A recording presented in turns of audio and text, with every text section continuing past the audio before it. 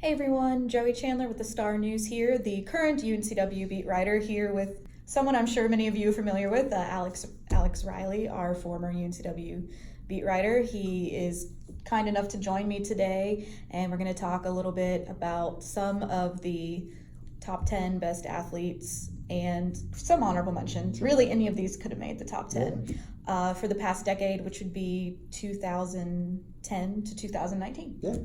So I guess let's dive in. We've got these in alphabetical order, make it a little bit easier. For women's golf, Laurie Adams. I mean, probably one of the best professional athletes to ever come out of UNCW, and that's taking into account a lot of baseball players, a couple of basketball players who've gone on to bigger and better things. But LPGA card, and she was obviously very successful at UNCW as well. CAA Golfer of the Year. Got some All-CAA honors as a junior and senior, second team as a sophomore. She did a little bit of everything during her time in the Port City and continues to do a little bit on the professional golf side of things, and as a great representative of the university, one of my favorite things was every time I'd tweet something UNCW, she was one of the people that liked it. So it was always good to have a pro athlete watching. Absolutely. And making sure she's still keeping up with the program. So I guess while we're talking about women's golf, we also have Liberty Anderson who made the list, and both were able to grab CAA Player of the Year honors, so just a great representation of the women's golf. Yeah, and Liberty won back-to-back individual titles twice, and I was there. She won one of them in Southport that I got to be there for. Just an unbelievable story, transferred here from UVA, and she's a great kid, comes from an interesting background, loves golf, very passionate about it, and she could hit the heck out of a ball, that was for sure. And just a great kid and had a lot of success here. It was a little before your time as the UNCW writer, but former beat writer Eric Detweiler reached out to us with this suggestion, which I'm glad he did. This was a great one. Rafael Aida, men's tennis 2010 to 2013. He led UNCW to a CAA team title and is the first tennis player to be named CAA Player of the Year, and I believe the only tennis player at UNCW to ever actually make an individual bid with the NCAA. As good as that program's been, and they've had some pretty good teams, like you said, probably one of the best individual talents to ever come through. It's easy to just look at that program and go, well, they keep qualifying for the NCAAs, keep winning CAA titles, but as far as individual stuff goes, Rafael was definitely one of the best. Right.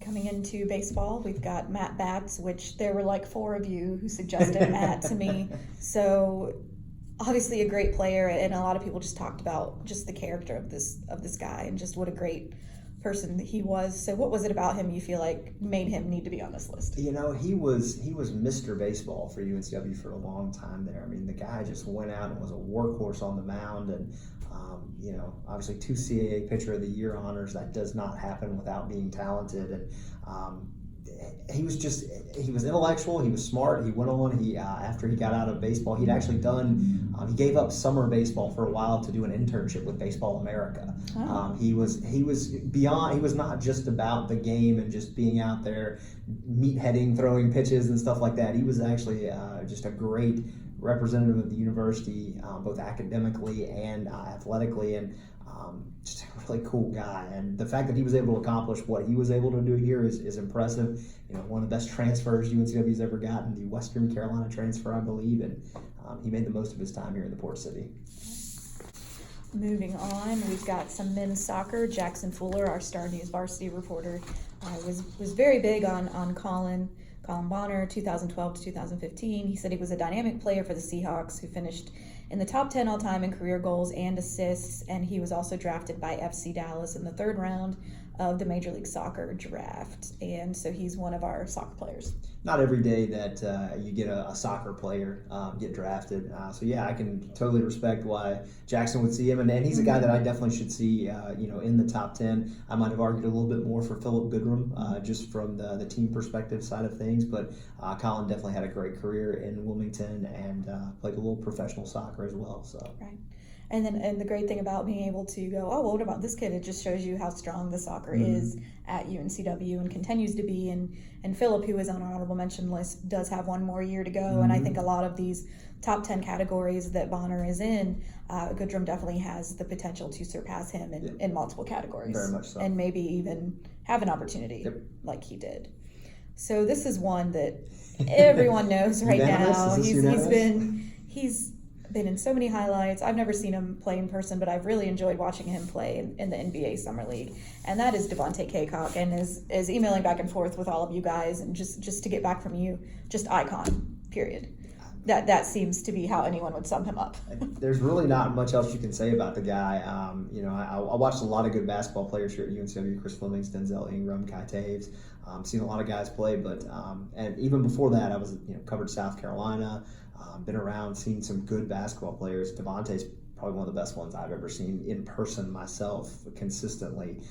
Dude just did a little bit of everything. I mean, nobody's ever had 3 NCAA individual championships with the rebounding, the field goal percentage, and the double doubles. Nobody's ever done that in history, to have 3 different ones over 3 different years. So able to get to the NCAA tournament twice, got a couple of CAA titles, all CAA, record breaker, all those good things, and just genuinely a good human being, like one of those guys that you kind of can't help but cheer for. Even as the writer, I was like, man, I just really want this kid to do good, and he has so far. What's it been like watching you see him get that contract with the Lakers? Like, what do you expect from him in the future? I think when he signed it, I thought this is the great landing spot, because they're spending a lot of money in LA, and I think that's a good spot for him to go in and kind of get his feet wet and figure things out, whether he sticks with the big team for the whole time or has to split some time between there and their G League team. I think it's a great spot for him, and I really think if anybody's going to make the most of it, I think it's him. It was funny,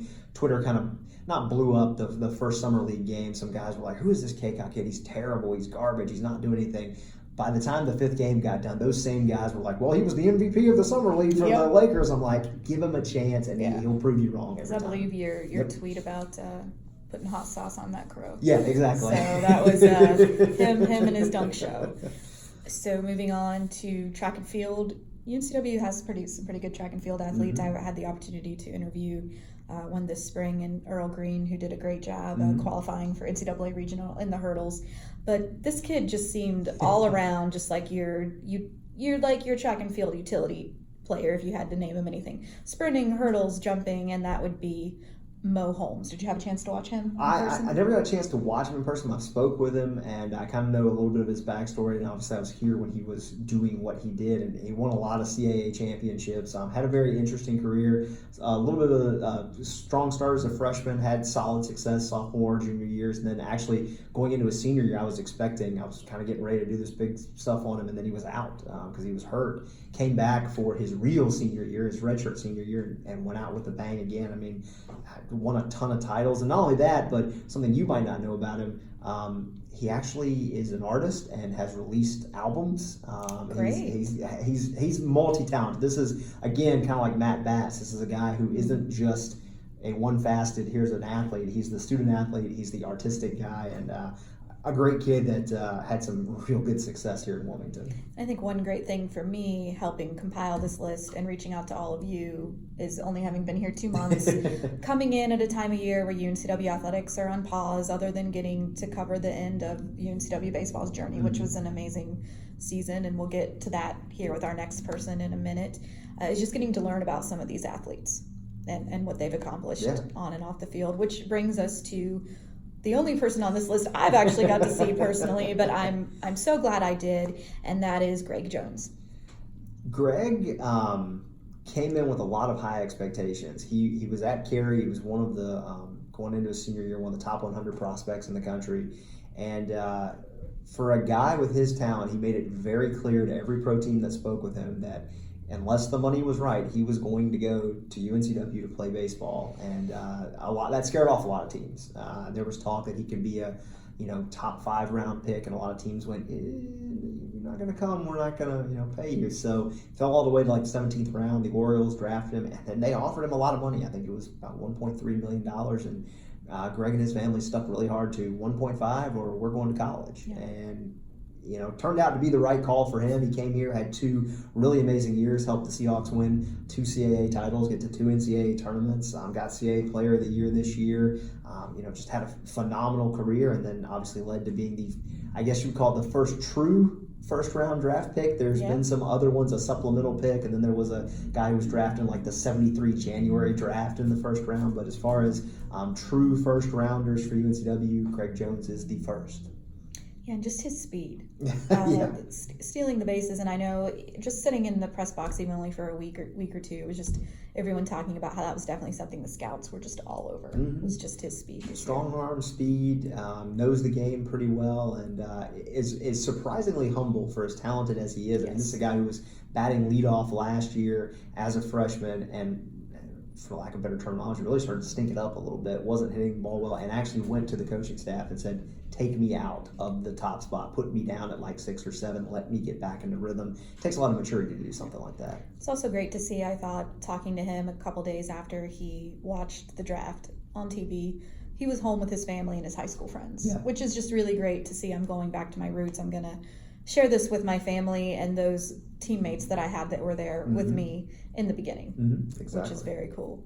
And that brings us to Keith Rindelman for basketball, 2009 to 2013, and he's one of 3 UNCW players to eclipse both 1,000 career points and rebounds. He has good company there with Devontae. He was Devontae before Devontae, and he was Devontae after Brian Rousum. So he was kind of the middle guy. And, you know, the one thing I'll say about Keith is statistically he has some amazing numbers with the points and the rebounds, and obviously well-deserved on both. It was all CAA a bunch of times, and really set the standard for post players at UNCW in recent years before Devontae came along. But the thing I'll say about him is his senior year, he had a chance. He could have gone to a lot of places, could have transferred out, and really gone anywhere because UNCW was in some APR trouble, and they weren't going to make the postseason. Now, they didn't have the talent to make the postseason anyway, but nobody would have batted an eye if he'd have left and gone somewhere else to finish out his college career, and he didn't. He stuck it out, and you know, he's beloved by Seahawks fans. There's a lot of people who say maybe his number should be retired before Devontae Kaycock's number. I'm not one to argue against that. I think they both deserve a spot up there, but a great career. Unfortunately, didn't have the wins and losses, or didn't have the wins that he might have liked to have had, but statistically an unbelievable career. Yeah, not a bad problem to have when you're debating that over players in their jerseys. Heading into women's soccer, obviously at the moment Sydney Schneider has gotten a lot of great putting them on the map, which is amazing, being the goalkeeper for Jamaica and the things that she's done. But taking it back to 2009-2012, we've got Stephanie Rose, who did great things during her time with UNCW. First team Mid-Atlantic All-Region, first team All-CAA as a senior, led the CAA in goals, points, and she holds the program single season mark for assists in a season. And that is with 20 assists, and just a really good player, and one of those players kind of helped pave the way for some of the players that are here today. Yeah, that soccer program's always been fairly consistent, and she's definitely one of the best. Surprisingly, not somebody from the 2015 team that actually went and won a game in the NCAA tournament, but that tells you how good that she was if that team doesn't produce your best soccer player for the top 10.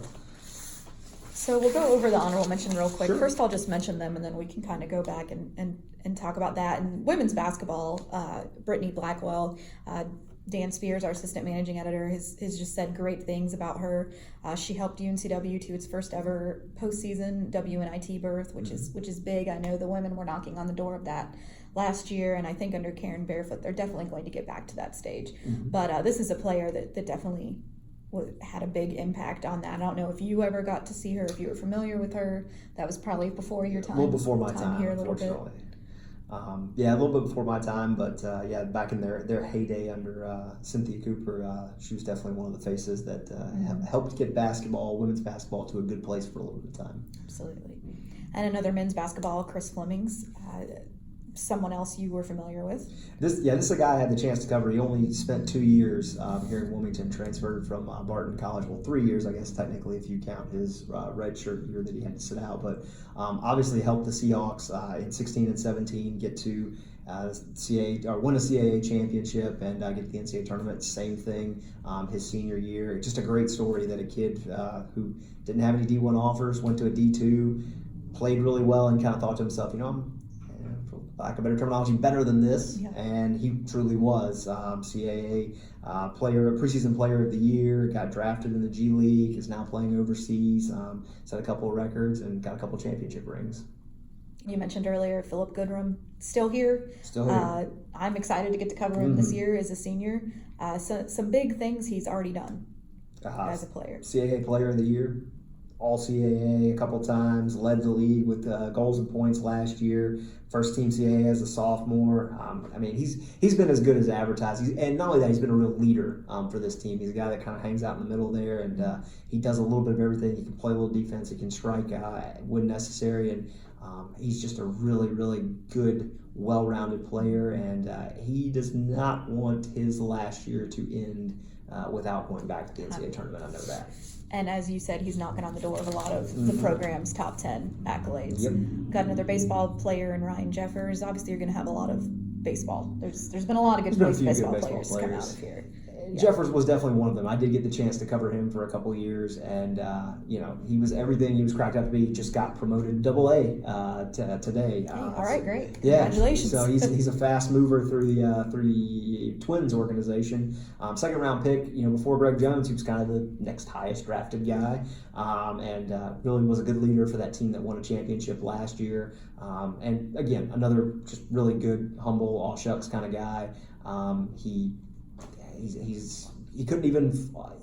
almost couldn't fly out to go sign with the Twins because his license is expired and they wouldn't let him on the plane. So he's kind of a goofball, kind of funny guy like that. That was one of the things that stood out when I talked to him after he got drafted. So hopefully he continues to do big things for the Twins. And we're going to wrap up the honorable mention with Nicole Lott and women's volleyball, 2013-17.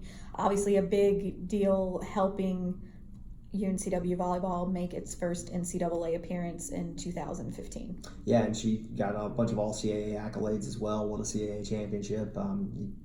Anybody who can do that and help that program do what they did that year and for a couple of years there is good. And I was kind of thumbing through the records to see if there was anybody that stood out. And as soon as I started seeing her name pop up, I was like, oh yeah, Nicole had a pretty good career. Yeah. That was one I definitely wanted to make sure got suggested. Looking at good. 385 kills in 2015, the 8th.